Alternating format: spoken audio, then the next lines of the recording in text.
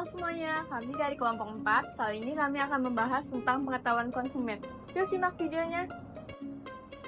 Oke, jadi apa sih pengetahuan konsumen itu? Nah, jadi gue akan jelasin ya. Pengetahuan konsumen itu adalah semua informasi yang dimiliki konsumen. Jadi contohnya kita nih sebagai konsumen ya, kita akan membeli produk, kita tuh harus tahu berbagai aspeknya, mulai dari fitur produk, harga, kualitas, brand, dari brandnya tersebut. Nah, kita harus tahu, kita harus memiliki informasi tersebut karena itu gunanya untuk membantu kita dalam pengambilan keputusan membeli produk tersebut. Nah, contohnya kita ingin membeli sebuah handphone.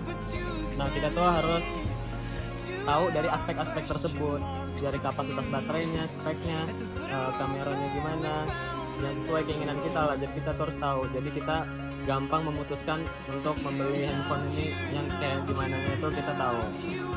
Terima kasih. Saya akan menjelaskan tentang pengetahuan produk. Apa itu pengetahuan produk?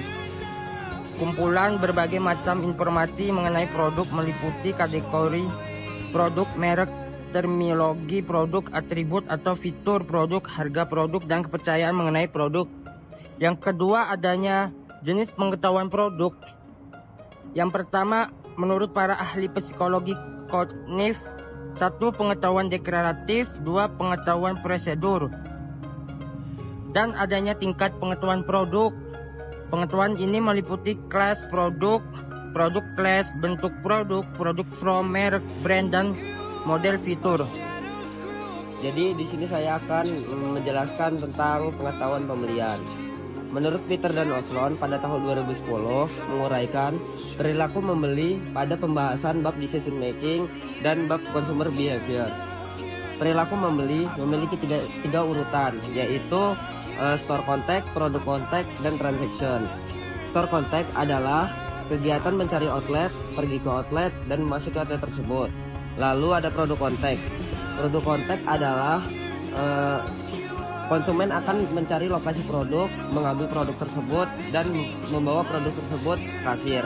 Dan yang terakhir ada transaction.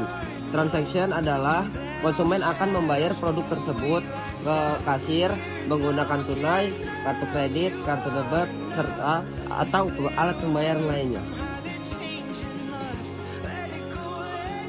Oke, di sini saya akan menjelaskan dari pengetahuan pemakaian. Pengetahuan pemakaian itu adalah pemahaman atau wawasan mengenai cara penggunaan sesuatu, baik itu produk, alat teknologi, atau bahkan konsep tertentu. Pengetahuan ini mencakup juga informasi tentang cara yang tepat dan efektif untuk menggunakan sesuatu agar mencapai hasil yang diinginkan. Pengetahuan pemakaian ini juga bisa mencakup aspek keamanan, efisiensi, dan dampak dari penggunaan tersebut. Sekian dari pengetahuan pemakaian.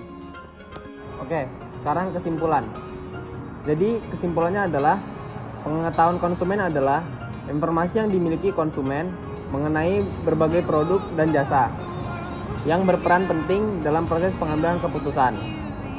Pemasar perlu memahami pengetahuan konsumen karena keputusan mengenai apa, di mana, dan kapan membeli sangat dipengaruhi oleh tingkat pengetahuan ini.